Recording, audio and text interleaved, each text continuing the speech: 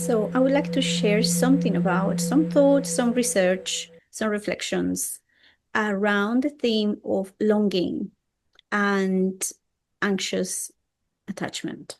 So what is the difference? When is it healthy? When is it unhealthy? When we are in this space of personal development and growth, we tend to focus a lot on letting go, letting go, letting go.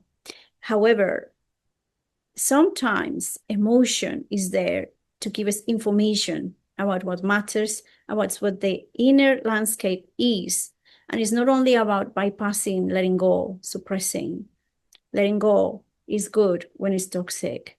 Letting go is good when something can't be changed, when we just have to accept and surrender. However, there is a type of longing that does not belong to that field. There is a type of longing that happens after secure connection, after a connection that offers emotional presence, that offers nurturing, that feels whole. And this type of longing that appears after a number of days of physical separation is not to be confused with the toxic attachment from a connection that doesn't offer those qualities. So how do we know the difference? So I'm gonna read you a few things that can help you know if what you're experiencing is unhealthy attachment and is toxic and you're abandoning self, or if what you're experiencing is actually truth and information that something matters, and was temporarily or definitely removed. So what one needs to ask oneself if there is deep longing or grief from separation is what I'm feeling. Is it the imprint of real connection? What is real connection? Is when there is shared presence, consistency, safety, affection, attunement. When two nervous systems meet and regulate together, when there is tenderness, devotion, and emotional availability, then if this is the case, the right understanding is that when there is this type of secure connection, the body releases oxytocin.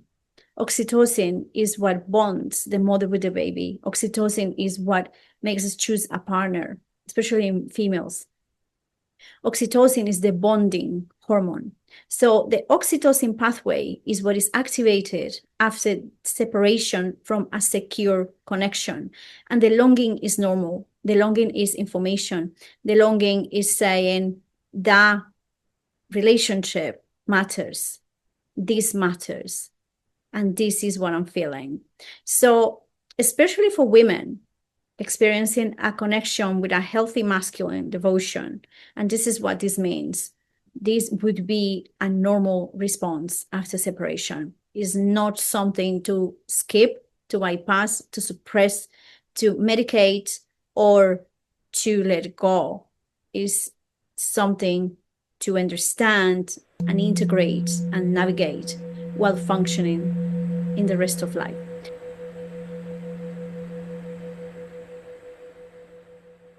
So what is healthy masculine devotion? And I'm going to angle this, especially for women, because the hormone oxytocin in females is more highlighted in general.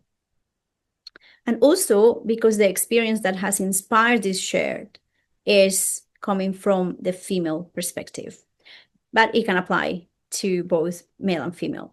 So healthy masculine devotion, if you experienced healthy masculine devotion in your life, you can identify based on this. So was there presence? Was there follow through? Was there emotional consistency? Healthy masculine devotion has these characteristics. It creates a deep sense of safety in the feminine body and in the feminine mind and field. When that presence is suddenly no longer physically there, the body grieves the gap, not in panic, but in truth. So is not a problem, is showing information, what matters. So what you need to tell yourself if you're experiencing this is, I'm not collapsing into this feeling. I'm not acting it out. I'm not losing myself in it. I'm witnessing it. I'm holding it. I'm listening to it. I'm grounded, functioning, working, and living. At the same time, allowing the emotion to move through me without shutting it down or escaping it. That takes courage. I'm courageous. So this is the type of language that you need to say to yourself if you experience separation from a healthy relationship. The heart knows, and when the heart chooses love, even knowing that it would lead to longing, that's a brave act. That's the path of truth. And that longing has a purpose. It's not asking that you chase. It's not asking that you abandon yourself. It's teaching you what has value. It is saying to you, this has value, this matters. It is showing your capacity for love.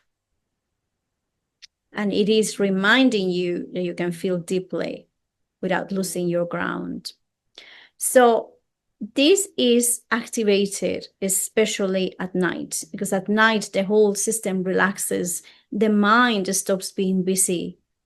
And what is truly living in your body is more thoroughly expressed. So that's why at night, this is felt more deeply.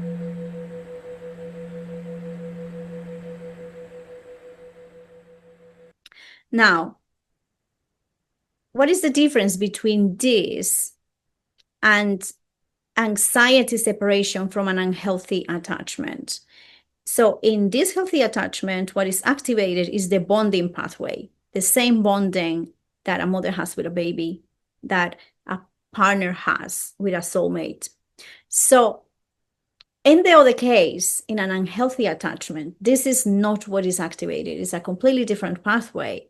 So in an unhealthy attachment, when there is no emotional presence, when there is just like a pull forward and back, and is not loving, it's not a loving setting, it's not a nurturing setting, what is activated is the addiction pathway. So now it's dopamine waiting for the reward, waiting to have this reward. Like the same with any addiction, any substance, including screen time. You're just waiting to see if there is a message. And you can have that in secure bonding, but in unhealthy bonding, that's all there is. It's just the dopamine trigger, like any other addiction.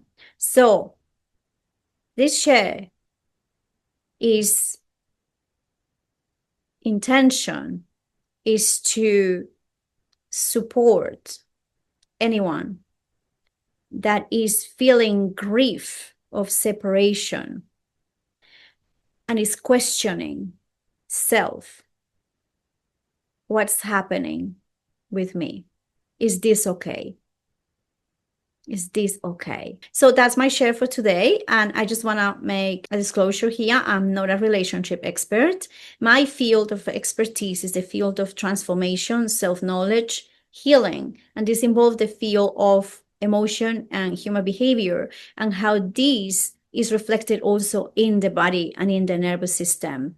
Also, the field of spiritual awareness and growth. The foundation of this share at that level is allow yourself to feel, which was the core message of the event that triggered my desire to share this post. It is my intention to continue sharing the cases in clinic from my clients' experiences in an anonymous way, more in a teaching format, and also from personal experience, because there is something really powerful in a practitioner's own experience, what comes from it, to share with others when it is integrated from a high perspective and from an informed perspective. So that's what I have to share today. Namaste.